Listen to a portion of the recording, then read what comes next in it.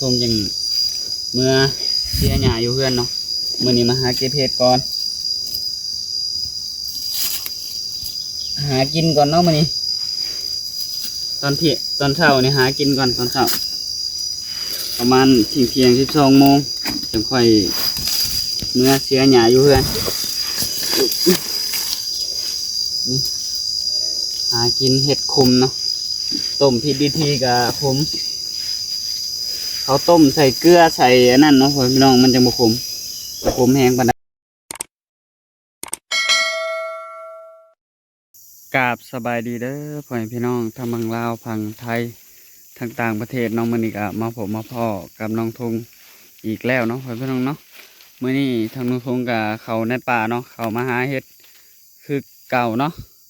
โดยมื้อนี้ก็น้องแลเพิ่นบ่ได้มานำเนาะมื้อนี้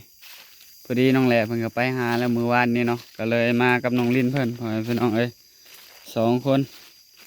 หาทางเขาไปเอาเฮ็ดบางทีไปเอามื้อวานนี่เลยเนาะพ่อพี่น้องมื้อวานซื่นนี่เนาะโดยไปกันเลยเนาะโอ้ให้น้องลิ้นเพิ่นบูปลาไปนำหน้าเลยไปลองรุ่นเบิ่งเนาะว่าสิได้บ่เนาะมื้อนี้เพราะว่าบ่ได้มาละวันนี้เนาะพ่อพี่น้องน้องแลเพิ่นมาแทนเมื่อวานนี้แต่ว่าบ่ได้มาหาแถวนี้ดอกเนาะเพิ่นไปหาทางอื่นพ่อพี่น้องไปเบิ่งนำกันเนาะว่าสิมีอยู่บ่เนาะเฮ็ดนี่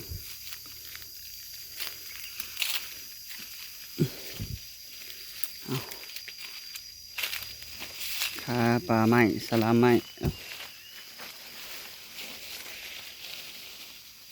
ใช่เลยออกว่ารู้ว่าจากไหนเนาะน้องแหล่เพิ่นหาเกี้ยงเลยน้องมือนะเพิ่นนำหน้าก็เพิ่นไปตำลังหมู่เพิ่นหาเลาะเบิ่งทั่วเลยทางน้องแหล่เพิ่น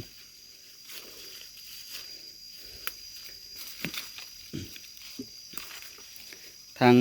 น้องทงกับน้องลินย่างก่อนเนาะจงไว้ให้มันจงดอกน้อยๆไว้ให้มันใหญ่เนาะพี่น้องแต่น้องแหล่เพิ่นเก็บเอาเบิดเลยน้องลินเด้นี่ดอกนี่วักใหญ่หนึ่งเนาะเริ่มใหญ่เลยนี่ถอดเอาเลยน้องลิน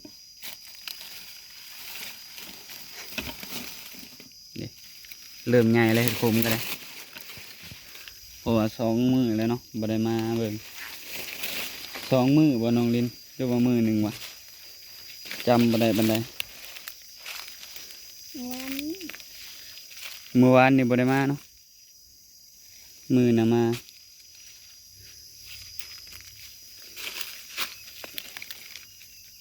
นี่เห็ดก็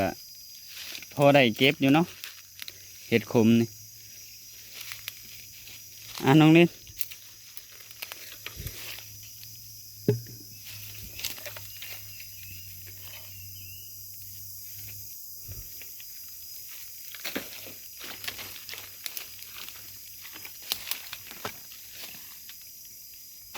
ไปบ้านนี้ใหญ่ไปกกใหม่ต่อเนาะมันออกตามกกวิกเนาะพี่น้องเห็ดขมเนี่ยออกตามกกวิกโอเคเนาะตอนนี้ก็หอดกกวิกต้นที่3ต้นที่4เพราะว่าอย่างกายมันนี่ต้นที่3เนาะเพราะว่าอยู่ฝุ่นก็4-5 กกที่3ที่4นี่แหละเพราะว่าพอได้อันนั้นเอาเนาะพี่น้องมีคนมาเก็บก่อนก็เลยย่างมาหอดพี่เลยคือว่าน้องลินเพิ่นเห็นมือนั้นอยู่ในนี่เลยเนาะเด้เห็นดอกหนึ่งนี่น้องลินเด้เห็นดอกหนึ่ง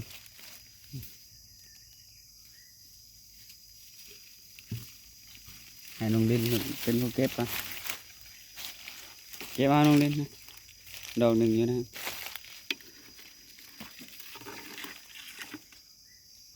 โอเคเนาะตัวเด็กก็ใหญ่มาลายกกแล้วเนาะกกไม้กกวิกเนาะนี่ มาเจอดอกนี้บาดนี้ดอกเริ่มใหญ่แล้วเนาะนี่เริ่มใหญ่แล้วเห็ดขมนี่เริ่มใหญ่แล้ว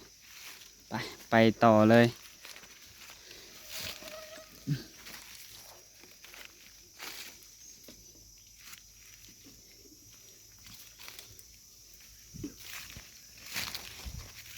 ส่วนน้องเหล่กับน้องลินเพิ่นมาหาแถวนี้เนาะ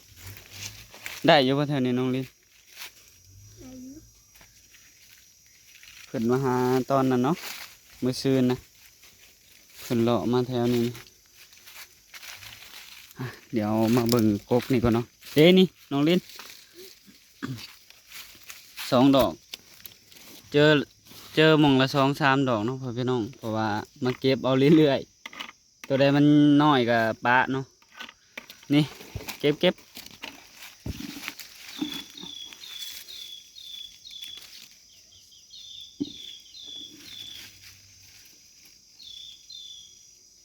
ดอกใหญ่เพิ่นน้องลินเพิ่นบ่เห็นแต่ดอกน้อยเด้นี่น้องลินดอกใหญ่ไปดี เด้ดอกนะ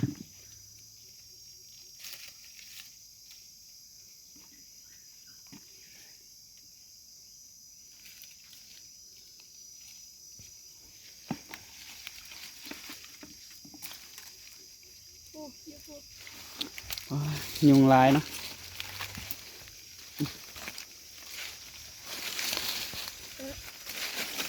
เข้าไปเอาดูอยู่ใช่อยู่บนนะ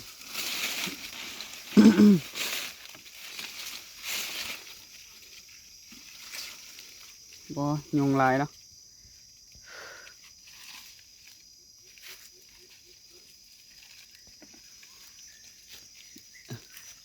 ไปหล่อมันก่อนเนาะมีอยู่บ่ดอกใหญ่นี่หรือว่ามีแต่ดอกน้อยเด่นนี่ดอกใหญ่เนาะเจอแล้วดอกใหญ่อึ๊บนี่ดอกใหญ่นี่ดอกนี้ก็พอได้เนาะได้อยู่สันนี่อึ๊บบูป่าบูดอนเนาะกล้องก็อยากสั้นๆในจักหน่อยเด้อ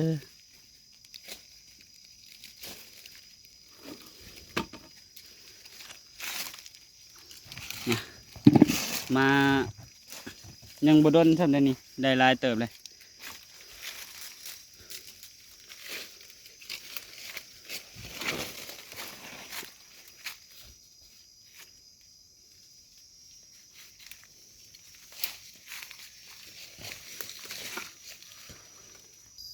โอเคเนาะ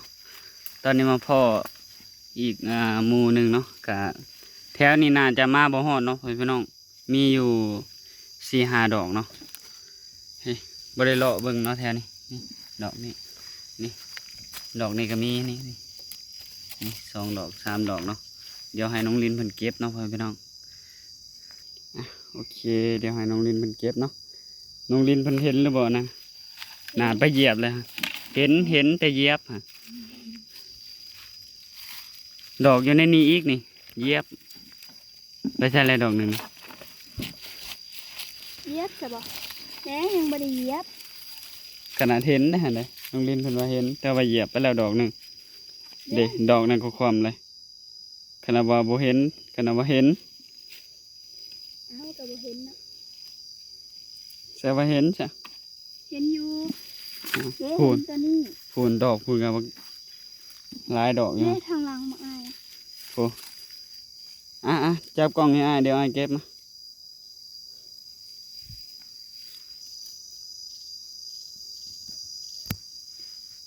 โอเคเนาะว่ายุงครบเนาะสบายดีอีกครั้งเนาะพี่น้องก็นี่มื้อนี้มาเก็บเห็ดเนาะเดี๋ยวเที่ยงก็ท่านผู้ชมยังเมื่อเสียหญ้าอยู่เพื่อนเนาะมื้อนี้มาหาเก็บเห็ดก่อนหากินก่อนเนาะมื้อนี้ตอนเช้านี่หากินก่อนตอนเช้าประมาณเที่ยง12 โมงจะค่อยเมื่อเสียหญ้าอยู่เพื่อนนี่หากินเห็ดคุมเนาะต้มผิดวิธีกับผมเขาต้มใส่เกลือใส่อันนั้นเนาะพี่น้องมันจะบ่ขม บุคมแห้งปานใดขนมใส่เกลือขนมใส่เกลือมันขม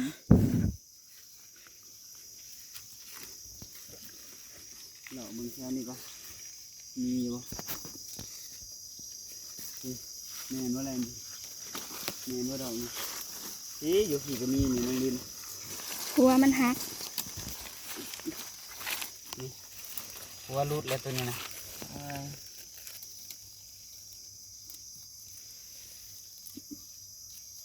ยุงกระไรเพราะยุงแบบนี้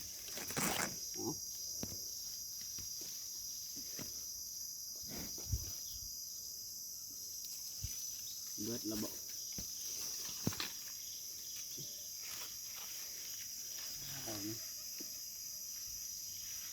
เป็นเห็ดปวกเด้เนาะ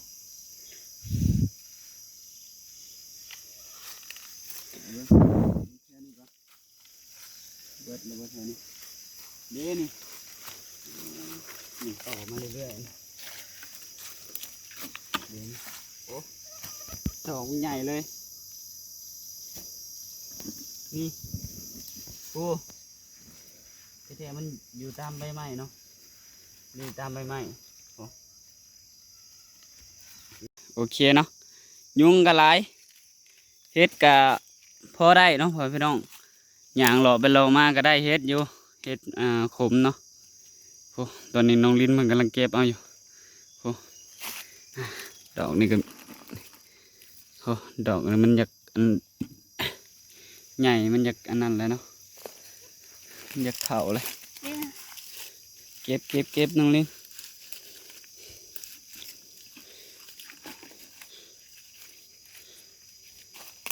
ตอนนี้ให้น้องลิ้นมันเก็บเนาะยุงกัดมือเนาะ เป็นแล้วไปจัก เบิดแล้วบ่ เป็น โอ้ แล้วมั้ง ปลาแป๊บเดียวเบิ่งเนาะเอาขู่มาเบิ่งดูโอ้ปลาแป๊บเดียวเนาะโอ้แป๊บเดียวได้บักหลายหนึงโอเคเนาะไปเลาะต่ออีกเนาะไปน้องลิ้น เอ๊ะมาเบิ่งมันนี่ นั่งอยู่หมองเก่ายุงเต็มง่ายมองเลยเนาะ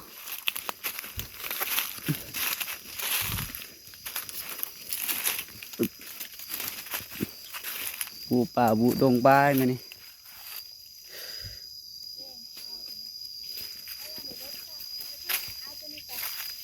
พี่อยู่พี่ก็พอมีอยู่เนาะด้ามดอก2 ดอกนี่ดอกกำลังแบบ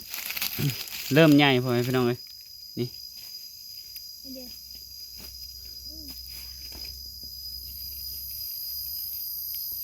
ใหญ่กกบาทนี่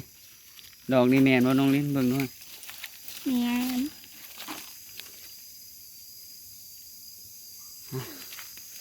ดอกนี่เนี่ย ตัวยุงเต็มเลยเนาะพี่น้องบ่ไหวแต่ก็ยังมาขนาดยุงกัดขนาดนี้ยังมาเลยนี่อึ๊บ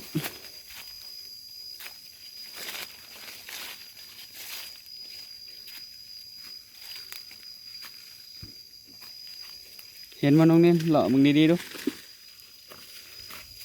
ไปผู้กกอยู่พุ่นกระบี่เนาะพี่น้องเดี๋ยวไปเลาะทางในบัดนี้ดอกนี่น้องลิ้น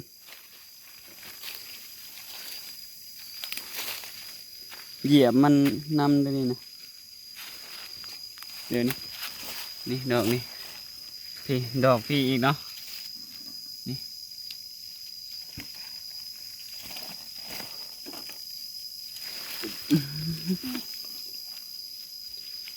กับพอได้กินอยู่เนาะถ้าเป็นเห็ดขมก็ได้อันนี้เห็ดขมเนาะเห็ดปวกยังไม่ออกเลยยุงเต็มเลยเนี่ยนะยุงเต็มกับยุงเต็มยังมาแล้วนี่พูเดี๋ยวนี่ทางกันนี่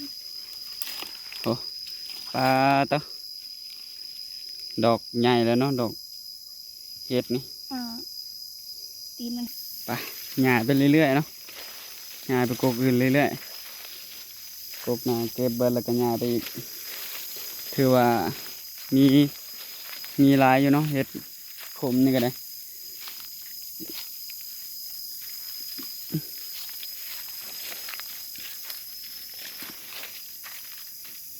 กติแล้วคืนหนึ่งนี่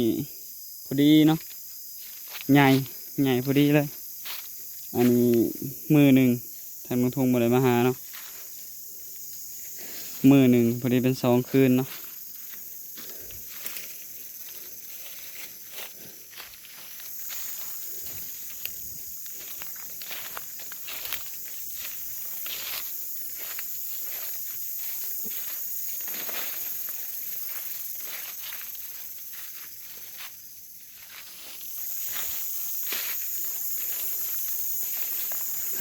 เลาะมาเบิ่งกกนี่ต่อทางลุงทงมามือนั้นยังบ่เห็นเนาะยังบ่เห็นจักดอกเลยว่าบ่ได้เนาะมามือนี้เพิ่นดอกมันเกิดแล้วนะมามือนั้นบ่มีดอกเลยกกอยู่ในนี้นะโอ้บ่มีอีหลีไปกลับคืนน้องเล่นแนมบ่เห็นคือบ่มี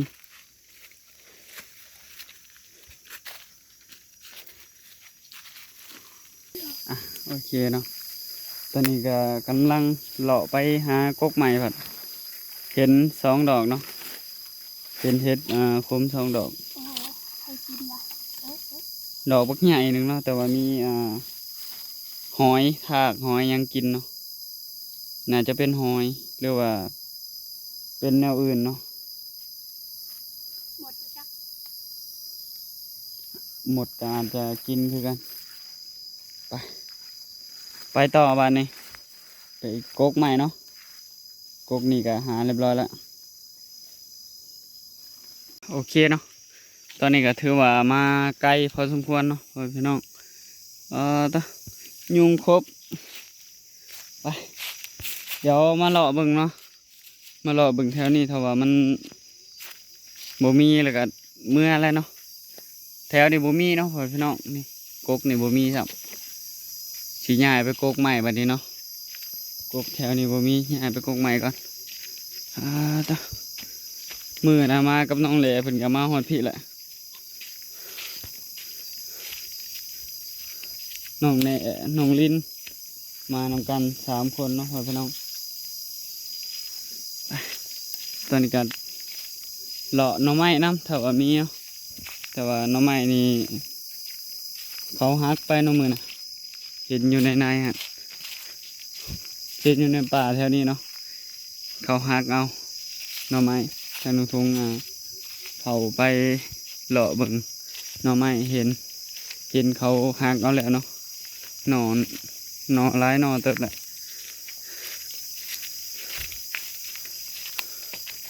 ไปเบิ่งหมองที่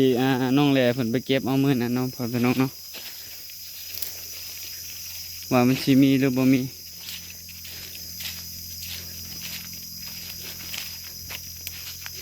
เล่งตรงเลยท่านี้นะบ่ได้แหวมองนั่นมองนี้เนาะ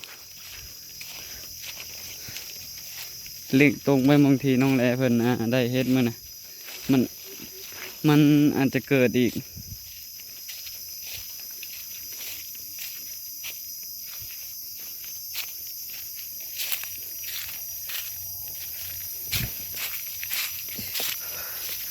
น้ำเกาะ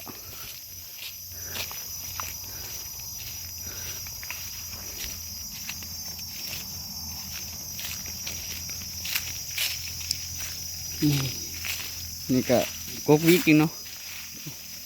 กกวิกนี่แดดส่องเลยบ่เห็นเนาะแถวนึงเป็นป่า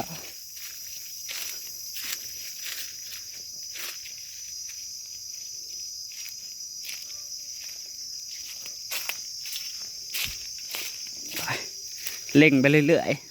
ๆแบบบ่แวะกกนั่นกกนี่เนาะมันอาจจะบ่มีเนาะกกแถวนี้ดูว่าจากไหนบ่ได้เขาไปรอเบิ่งไปรอเบิ่งก่อนมันคือมันมีเนาะ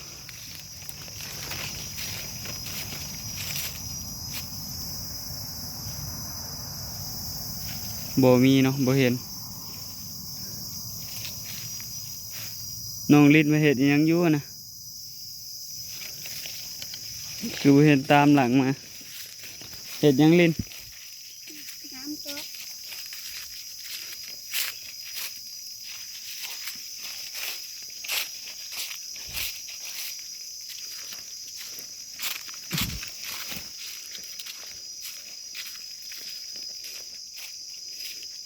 มาเลาะมือน่ะแถวนี้เห็นบ่ดินแถวนี้ไหนเห็นเห็ดอยู่บ่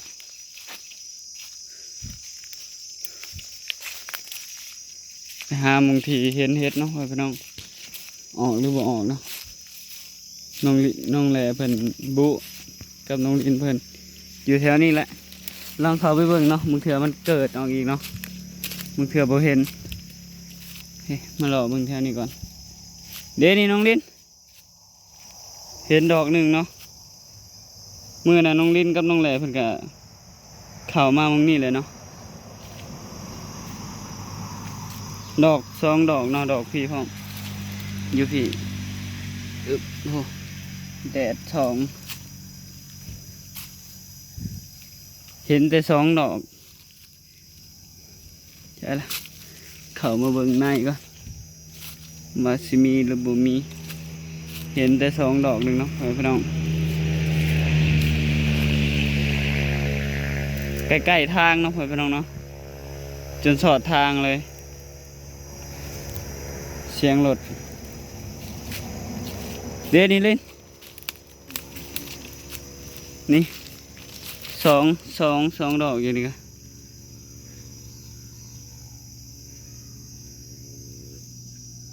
นี่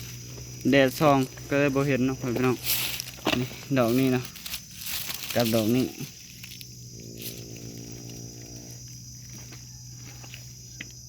อ่ะตอนนี้ก็น้องลินเพิ่นเห็นนี่แหละแต่ว่ามันเริ่มเฒ่าเลยหมดจนกินหมดเลยเนาะโอ้ เน่าเลยปะหมดจนกินหมาเลยพี่น้องเอ้ยคือว่าบ่ได้มาตั้งหลายมือเติบเนาะหมดจนกิน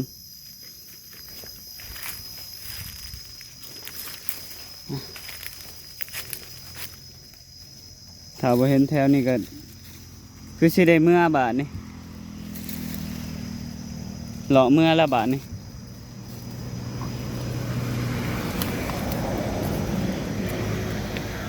เบิดเลยเนาะสิเมื่อละบาทนี่เนาะพี่น้องอ่ะโอเคเนาะก็สิพากันได้เลาะเมื่อแหละใส่เลยลิ้นเอามาเบิ่งดูเห็ดมามือนี้ได้หลายเนาะพี่น้องโดยโอเคเนาะทางนุ่งทงกันสิได้จบคลิปไว้เพียงเท่านี้เนาะก็ขอบคุณทางแม่ FC เบิดสุขคนเนาะที่เบิ่งคลิปของนุ่งทงแต่ต้นจุดจบที่ความโฆษณาเนาะทางนุ่งทงก็สิขอลาไปแล้วเนาะพี่น้องเนาะทางนุ่งทงว่าผิดพลาดประการใดก็ต้องขอโทษขออภัยนำแม่ FC เบิดสุขคนเนาะโดยตอนนี้ก็ทางนุ่งทงก็สิขอลาไปแล้วเนาะพี่น้องสบายดีน้องลิศโดยโอเคเนาะทางนุ่งทงก็ขอกล่าวเข้ามาสบายดีแม่ FC เบิดสุขคนเนาะสบายดี